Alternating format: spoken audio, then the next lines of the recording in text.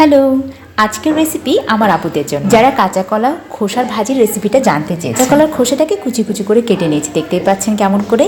এরপর পাত্রে পানি দিয়ে দিলাম সামান্য একটু হলুদ, নেড়েচেড়ে একটু মিশিয়ে দেওয়ার পরে এটা খুব ভালোভাবে গরম হয়ে আসলে আমি কাঁচা কলাগুলোর খোসাটা দিয়ে দিলাম। এরপর 2টা বলক দেওয়া পর্যন্ত অপেক্ষা করবো। এটাকে কিন্তু সেদ্ধ করছে না, জাস্ট ভাপ দিচ্ছি। আর দেখতেই পাচ্ছেন শেষ হয়ে গেছে আমার 2টা বলকেই। তারপর এটাকে ঝাঁকায় ছেঁকে নিলাম। আমি একটা পাত্রে দিয়ে দিলাম তেল। এরপর এখানে আমি শুকনো মরিচ হিসেবে ফোড়ন দিলাম।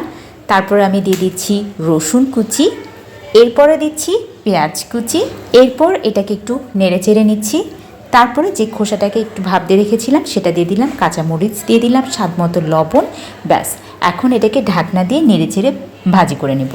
কিছুক্ষণ পরপর ঢাকনা তুলে এবার ওপিট করে ভালো করে ভাজি করে নিলেই ব্যাস তৈরি হয়ে গেল কাঁচা কলার খোসার ভাজি। এইটা গরম ভাতের সাথে যে কী মজা, রুটিতে খেতেও কিন্তু ভীষণ ভালো লাগবে।